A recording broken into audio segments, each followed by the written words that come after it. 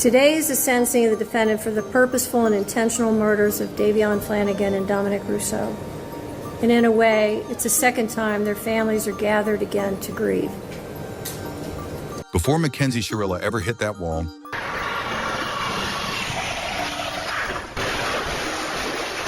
her crash had already begun, online. Her social media told the story before anyone realized it. One post showed heartbreak, calling Dominic her soulmate next. She's laughing on TikTok, bragging, "I'm one of those girls who can do a lot of drugs and not die." Police would later find mushrooms in her car. Put a finger down if you think you can kill someone and get away with it. And a trail of videos showing her speeding, vaping, and driving like danger was entertainment.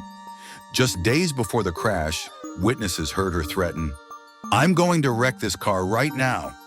What happened next wasn't impulsive.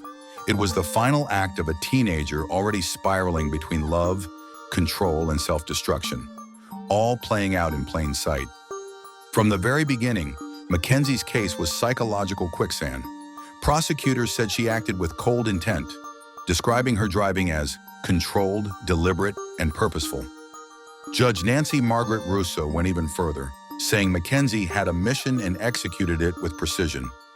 But as the months went on, that statement only deepened the mystery. What kind of mindset could make a teenager drive full speed into a wall with her friends inside? There was no clear fight, no suicide note, no dramatic text suggesting murder. Even the defense couldn't explain it. Mackenzie herself said she remembered nothing from the crash. And that memory gap, whether genuine or not, became the most haunting psychological question of all. Despite online rumors, court records show that Mackenzie Shirilla was never diagnosed with a mental illness.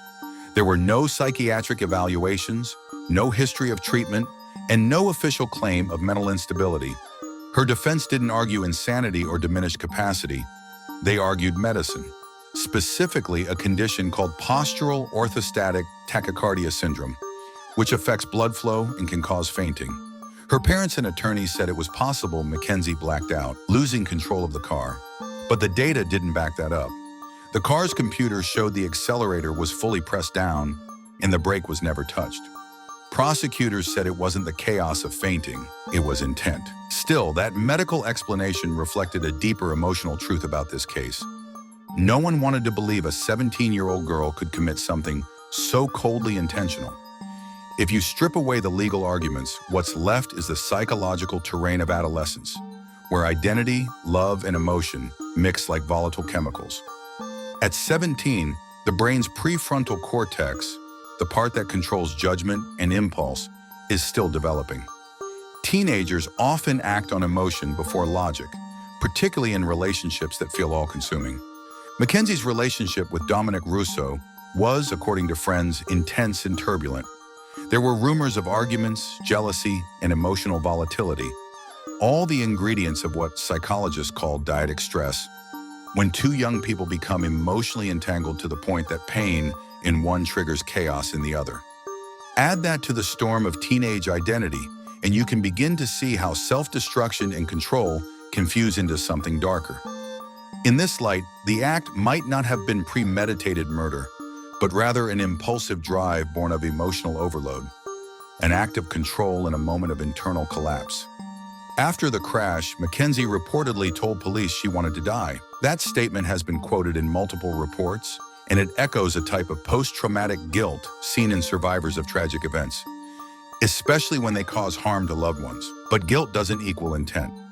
Psychologists studying similar cases note that survivors who lose memory often enter a state of psychological dissociation, a defense mechanism where the mind blocks traumatic events to preserve sanity. It's the mind's way of saying, "I can't live with this memory."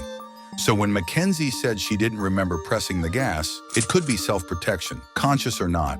Whether she forgot or refused to remember may never be known. In the court of public opinion, Mackenzie quickly became a symbol, not a person. Some saw her as a manipulative teen who murdered for attention. Others saw a broken girl who made a mistake and became the villain of her own life. That polarization is psychological too. Humans crave narrative closure. We want to label good and evil, guilt and innocence, even when reality is messier. When a story involves youth and death, those instincts get stronger. But the truth about Mackenzie may live somewhere between those extremes.